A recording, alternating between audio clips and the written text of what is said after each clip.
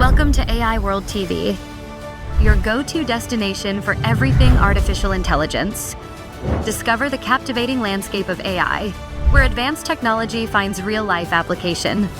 Subscribe to AI World TV for webzine articles, reports, podcasts, videos, live events, and latest trends. Hear from top industry leaders and discover how AI is transforming industries and our daily lives.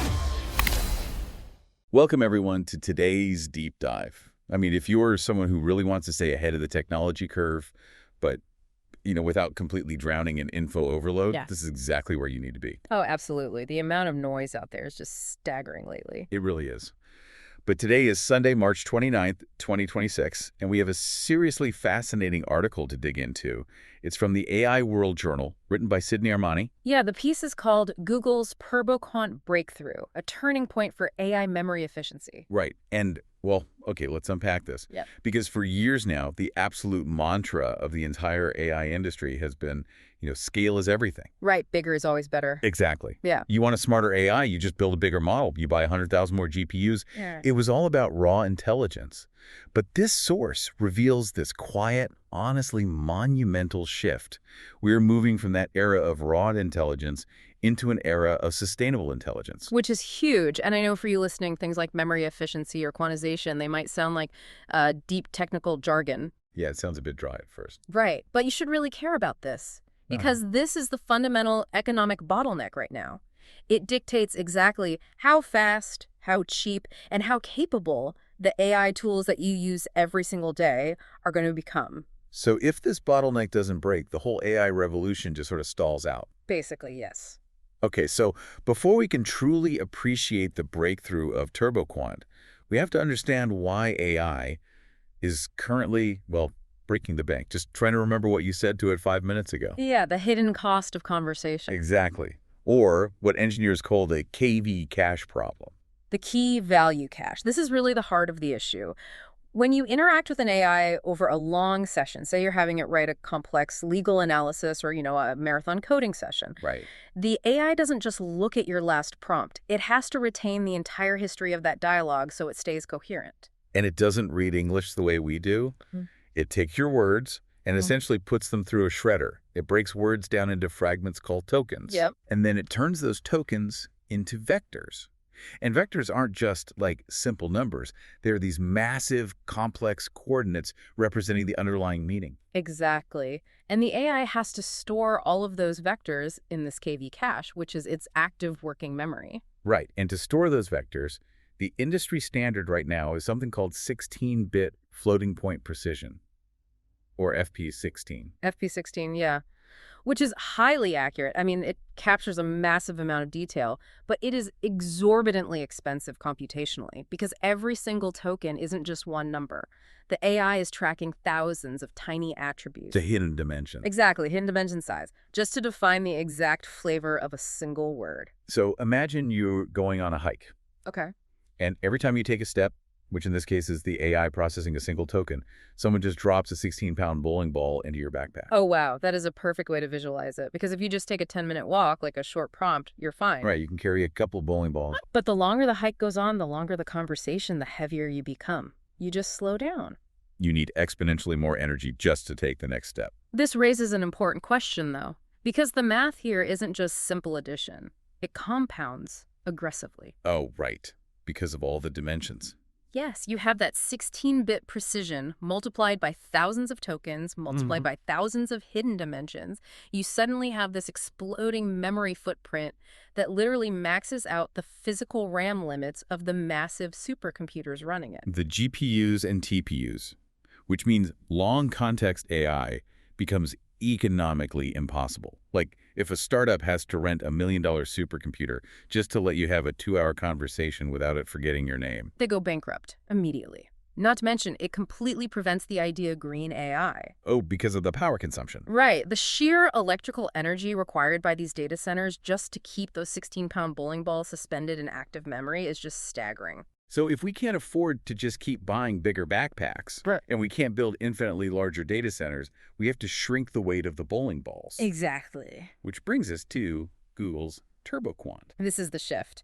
The brute force era ends. and the precision era begins. The stats from the AI World Journal piece are honestly mind-blowing.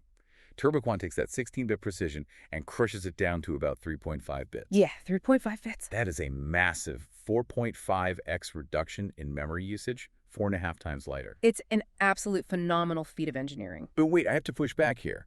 Because surely you can't just delete over 75% of the data and expect the AI to stay smart, right? I would think so, yeah. Like, doesn't just get severe amnesia? What happens to the nuance, sarcasm, technical medical jargon? If you chop down the numbers that drastically, doesn't the AI just start hallucinating? That is a very valid concern, and that's exactly what would happen with traditional compression. Because transformer models are incredibly sensitive. Even tiny degradations in that KV cache lead to what researchers call attention drift. Attention drift. Yeah, the model literally loses focus on the core meaning of the sentence and just starts spewing nonsense. So how does TurboQuant shrink it by 4.5x without breaking the model's brain? Because it uses what Google calls learned quantization. Okay. It is not like zipping a file on your computer where you just blindly compress the whole thing. TurboQuant is smart. It uses selective compression. Selective compression. So it knows what to keep. Exactly. Imagine standard LP16 memory is a massive, high-resolution 4K photograph of a stop sign. It takes up a huge amount of hard drive space. Right. You can see the rust on the pole, the texture of the red paint. Yes. But if the AI's only goal is to know whether it should stop the car, it doesn't need the 4K rust data. It just needs a simple sketch of a red object. You are listening to the AI World Podcast, your trusted source for the latest innovations, insights, and trends in artificial intelligence, blockchain, fintech, and decentralized technologies. Each episode features expert interviews, engaging discussions, and in-depth analysis of how AI transforms industries worldwide. Stay ahead of the curve with the latest articles and exclusive reports from the AI World Journal, covering everything from emerging technologies to industry breakthroughs. For more news, global events, and access to AI World Society circle gatherings, visit us at aiworld.tv. Don't forget to subscribe to stay informed, stay connected, and be part of the AI revolution with AI World Lounge. Thank you for listening. Octagon. TurboQuant turns the 4K photo into a sketch. It aggressively compresses the redundant data, the noise, while maintaining the critical signals at high fidelity. Oh, wow. Okay, that makes sense. But how does it know it's a critical signal and what's noise in human language? Well, think about a sentence like, "The extremely quick brown fox jumped right over the very lazy dog." Yeah.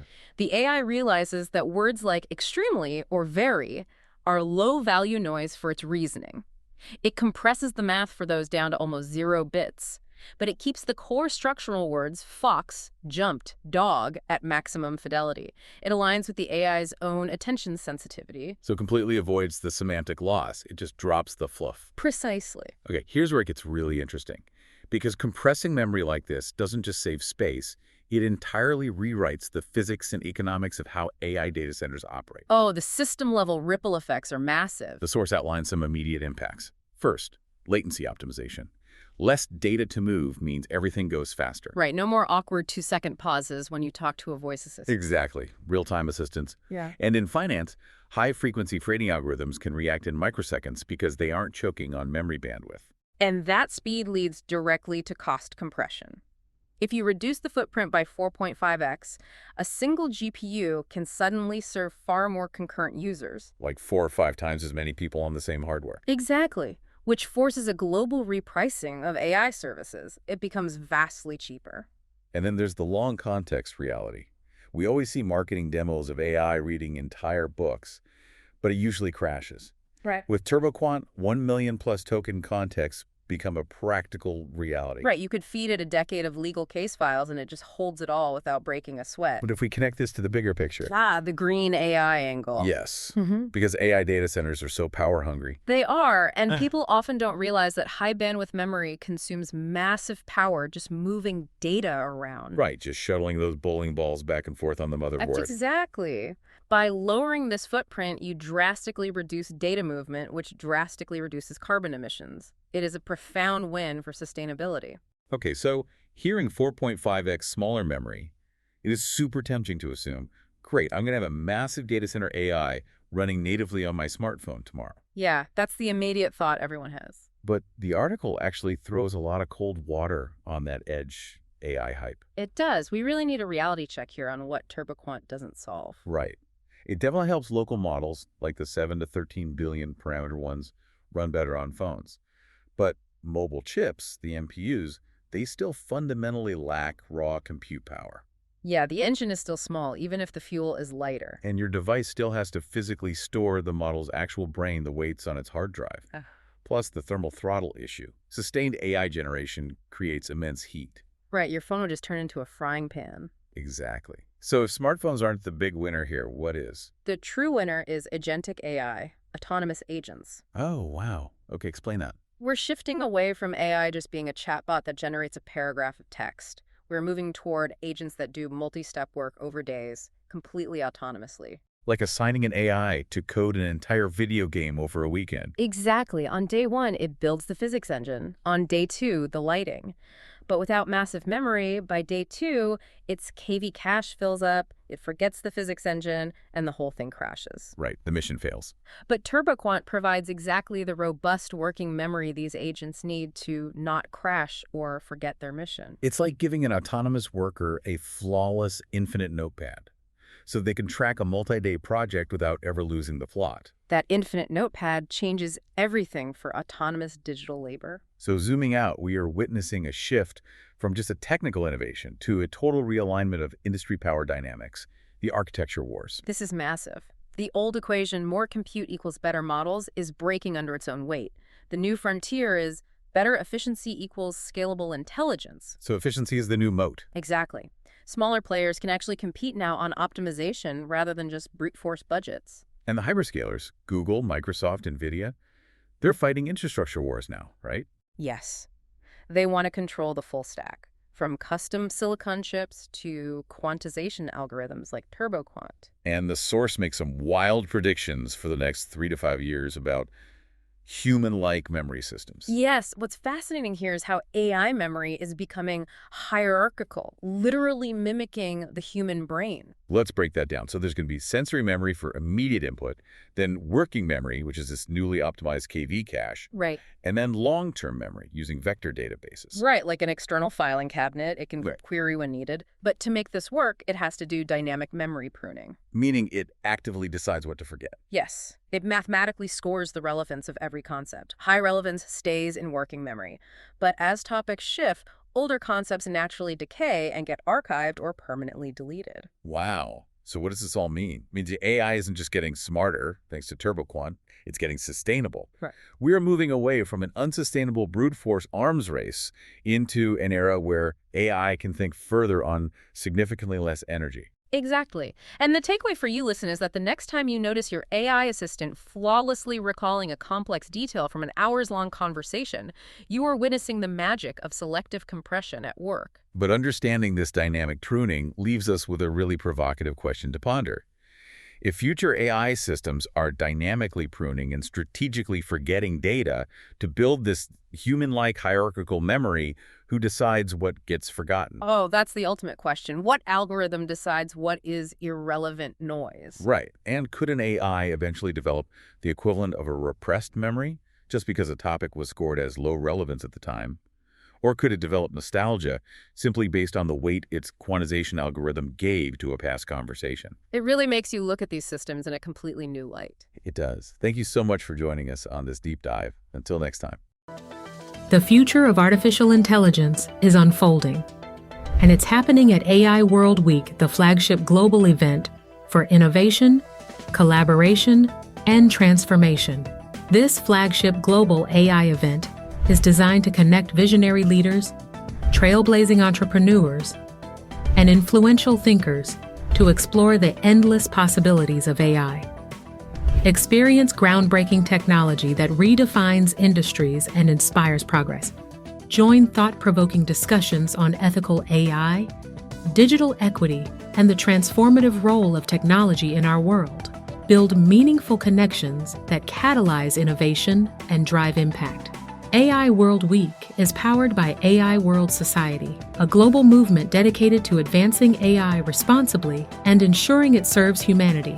Together, we're shaping a smarter, more inclusive, and equitable future. Continue your journey beyond the event with the AI World Journal, offering expert insights, in-depth analysis, and the latest trends shaping the AI landscape.